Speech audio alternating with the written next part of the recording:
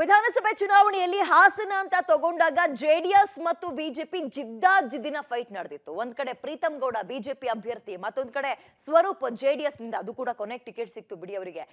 ಒಂದ್ ರೀತಿ ಜಿದ್ದು ಅನ್ನೋದಿತ್ತು. ಬಟ್ ಈಗ ಲೋಕಸಭೆಗೆ ಏನು ಮಾಡಕ್ಕಾಗಲ್ಲ, ದೊಡ್ಡ ಮಟ್ಟದಲ್ಲಿ ನಾಯಕರು ಮೈತ್ರಿ ಆಗ್ಬಿಟ್ಟಿದ್ದಾರೆ. ಬಾಯ್ ಅನ್ಲೇಬೇಕು, ಇಷ್ಟ ಇಲ್ಲ ಅಂದ್ರೂ ಕೂಡ. ಕುಮಾರಸ್ವಾಮಿ ಅವರು ಒಂದು ಹೆಜ್ಜೆ ಹೋಗಿ ಏನೋ ಮನ್ಸಲ್ಲಿ ಇದ್ದಿದ್ ಬೇಜಾರ್ ಮಾತಾಡ್ಕೊಂಡಿರ್ಬೇಕು, ಏನೇ ಆದ್ರೂ ಪ್ರೀತಮ್ ನನ್ನ ತಮ್ಮ ಅನ್ನೋ ಮಾತನ್ನ ಹೇಳ್ಬಿಟ್ಟಿದ್ದಾರೆ. ಇದ್ರ ಹಿಂದಿನ ಮರ್ಮ ಏನು, ಎಲೆಕ್ಷನ್ ಸ್ಟ್ರಾಟಜಿ ಏನು, ನೋಡ್ತಾ ಹೋಗೋಣ. ಮೈತ್ರಿ ಪಾಲನೆಗೆ ಮುಂದಾದ ಕುಮಾರಸ್ವಾಮಿ, ಅಮಿತ್ ಶಾ ಸೂಚನೆಗೆ ಪ್ರೀತಮ್ ಗೌಡ ಡೋಂಟ್ ಕೇರ್. ಹಾಸನ ಲೋಕಸಭಾ ಕ್ಷೇತ್ರದಲ್ಲಿ ಮುಂದುವರೆದ ಬಿಕ್ಕಟ್ಟು. ಲೋಕಸಮರಕ್ಕೆ ಬಿಜೆಪಿ ಜೆಡಿಎಸ್ ಮೈತ್ರಿ ಘೋಷಿಸಿದೆ. ಆದರೆ ಕೆಲವೆಡೆ ವಿರೋಧಗಳು ವ್ಯಕ್ತವಾಗ್ತಾ ಇದೆ. ಬಿಜೆಪಿಯ ಚುನಾವಣಾ ಚಾಣಕ್ಯ ಅಮಿತ್ ಶಾ ಮೊನ್ನೆ ರಾಜ್ಯಕ್ಕೆ ಆಗಮಿಸಿದ್ರು. ಮೈಸೂರಿನಲ್ಲಿ ರಾಜ್ಯ ನಾಯಕರೊಂದಿಗೆ ಸಭೆ ನಡೆಸಿ ಮೈತ್ರಿ ಪಾಲನೆಯ ಸಂದೇಶ ರವಾನಿಸಿದ್ರು. ಈ ಬೆನ್ನಲ್ಲೇ ಮೈತ್ರಿ ಪಾಲನೆಗೆ ಕುಮಾರಸ್ವಾಮಿ ಮುಂದಾಗಿದ್ದಾರೆ. ಆದರೆ ಅಮಿತ್ ಶಾ ಸೂಚನೆಗೂ ಹಾಸನದ ಮಾಜಿ ಶಾಸಕ ಪ್ರೀತಮ್ ಗೌಡ ಡೋಂಟ್ ಕೇರ್ ಅಂದಿದ್ದಾರೆ. ಹಾಸನ ಕ್ಷೇತ್ರಕ್ಕೆ ಪಟ್ಟಣ ಹಿಡಿದಿದ್ದಾರೆ. ಸಣ್ಣ ಪುಟ್ಟ ತಪ್ಪು ಯಾರು ಮಾಡಿದ್ದಾರೆ ಅನ್ನೋದು ನನಗೆ ಗೊತ್ತಿಲ್ಲ. 2023ರಲ್ಲಿ ಬಂದು ಪ್ರೀತಮ್ ಗೌಡ ಸರಿ ಇಲ್ಲ ಅಂತೇಳಿ ಓಟ್ ಹಾಕ್ಬೇಡಿ ಅಂತೇಳಿ ಹೇಳಿದ್ದಾರೆ.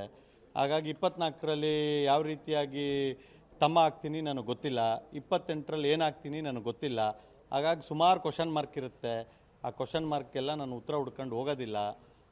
ನಮ್ಮ ಪಕ್ಷದ ವರಿಷ್ಠರು, ನಮ್ಮ ಪಕ್ಷ ಏನು ಹೇಳುತ್ತೆ ಅದನ್ನು ಆ ಚೌಕಟ್ಟಿನಲ್ಲಿ ಕೆಲಸ ಮಾಡೋಂಥ ಶಿಸ್ತಿನ ಸಿಪಾಯಿ. ನಾನು ಸ್ಪರ್ಧೆ ಮಾಡಬೇಕೋ ಬೇಡೋ ಅನ್ನೋ ತೀರ್ಮಾನ ಮಾಡೋದು BJP ವರಿಷ್ಠರು.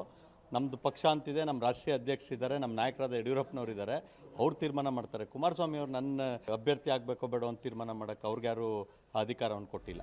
ಆದರೆ ಕುಮಾರಸ್ವಾಮಿ ಮಾತ್ರ ಬಿಜೆಪಿ ಜೆಡಿಎಸ್ ನಡುವೆ ಮೈತ್ರಿ ಸೀಟು ಹಂಚಿಕೆಯ ಬಗ್ಗೆ ಯಾವುದೇ ಸಮಸ್ಯೆ ಇಲ್ಲ ಅಂತ ಹೇಳಿದ್ದಾರೆ. ಇರುವ ಸಣ್ಣ ಪುಟ್ಟ ಸಮಸ್ಯೆಗಳನ್ನು ಸರಿಪಡಿಸ್ತೇವೆ. ದೇವೇಗೌಡರು ಮತ್ತು ಮೋದಿ ವಿಶ್ವಾಸ ಎಲ್ರಿಗೂ ಕೂಡ ಗೊತ್ತಿದೆ. ಮೋದಿ ಅವರು 3ನೇ ಬಾರಿ ಪ್ರಧಾನಿ ಆಗೋದನ್ನು ತಪ್ಪಿಸಲು ಯಾರಿಂದಲೂ ಆಗೋದಿಲ್ಲ. ಈ ರೀತಿಯ ವಾತಾವರಣ ಜನರಲ್ಲಿ ಬಂದು ಹೋಗಿದೆ ಅಂತ ಹೇಳಿದ್ದಾರೆ. ಹಾಸನ ಮಂಡ್ಯ ಕ್ಷೇತ್ರದಲ್ಲಿ ಬಿಜೆಪಿಗೆ ಟಿಕೆಟ್ ಅನ್ನು ಕೊಡಬೇಕು ಅಂತ ಇರುವ ಪ್ರೀತಮ್ ಗೌಡ ಅವರನ್ನೇ ನಿಲ್ಲಿಸಬೇಕು ಅಂದ್ರೆ ನಿಲ್ಲಿಸೋಣ ಅಂತ ಹೇಳಿದ್ದಾರೆ. ದೇವೇಗೌಡರದು ಮತ್ತು ಪ್ರಧಾನಮಂತ್ರಿಗಳ ಒಂದು ಬಾಂಧವ್ಯ ಯಾವ ರೀತಿ ಇದೆ ಅಂತ ಹೇಳಿ, ಬಹುಶಃ ನರೇಂದ್ರ ಮೋದಿ ಅವರು 3ನೇ ಬಾರಿ ಪ್ರಧಾನಮಂತ್ರಿ ಆಗೋದನ್ನು ಯಾರು ತಪ್ಪಿಸ್ಲಿಕ್ಕೆ ಆಗೋದಿಲ್ಲ. ಆ ರೀತಿಯ ವಾತಾವರಣ ಜನಗಳಲ್ಲಿ ಬಂದೋಗಿದೆ. ಸರ್, ಈಗ ಪದೇ ಪ್ರೀತಮ್ ಗೌಡರು ಹಾಸನ ಮಂಡ್ಯ ಬಿಜೆಪಿಗೆ ಬೇಕು ಅವರು ನಮ್ಮ ಸ್ನೇಹಿತರೆ, ಅವ್ರನ್ನೇ ನಿಲ್ಲಿಸಬೇಕು ಅಂದ್ರೆ ನಿಲ್ಸೋಣ ಬನ್ನಿ.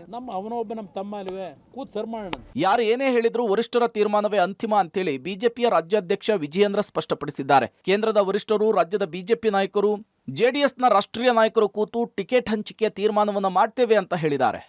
ಯಾರು ಏನೇ ಹೇಳಿದ್ರು ಸಹ ಕೇಂದ್ರದ ವರಿಷ್ಠರು, ರಾಜ್ಯದ ಮುಖಂಡರು, JDS ಪಕ್ಷದ ರಾಷ್ಟ್ರೀಯ ನಾಯಕರುಗಳು ಮತ್ತು ಮಾಜಿ ಮುಖ್ಯಮಂತ್ರಿಗಳಾಗಿರ್ತಕ್ಕಂಥ HD ಕುಮಾರಸ್ವಾಮಿ ಅವರು ಎಲ್ಲರೂ ಹಿರಿಯರು ಕೂತು ಚರ್ಚೆ ಮಾಡಿ ಅಂತಿಮ ತೀರ್ಮಾನ ಕೈಗೊಳ್ತಾರೆ. ಒಟ್ನಲ್ಲಿ ಕೇಂದ್ರ ಗೃಹ ಸಚಿವ ಅಮಿತ್ ಶಾ ಬಿಜೆಪಿಯ ಕೋರ್ ಕಮಿಟಿ ಸಭೆಯನ್ನು ನಡೆಸಿ ಮೈತ್ರಿ ಬಗ್ಗೆ ಮಾತನಾಡದಂತೆ ಖಡಕ್ ಸೂಚನೆ ಕೊಟ್ಟಿದ್ದಾರೆ. ಆದರೂ ಇದಕ್ಕೆ ಡೋಂಟ್ ಕೇರ್ ಎಂದಿರುವ ಪ್ರೀತಮ್ ಗೌಡ ದಳಪತಿಗಳಿಗೆ ಬಿಸಿ ತುಪ್ಪವಾಗಿ ಪರಿಣಮಿಸಿದ್ದು, ಇದರ ಎಫೆಕ್ಟ್ಗೆ ಮೈತ್ರಿ ಅಭ್ಯರ್ಥಿಯ ಮೇಲೆ ಬೀರೋದಂತೂ ಗ್ಯಾರಂಟಿ ಅನ್ನುವಂತಾಗಿದೆ. Shashidhar BC, public TV, Hassan.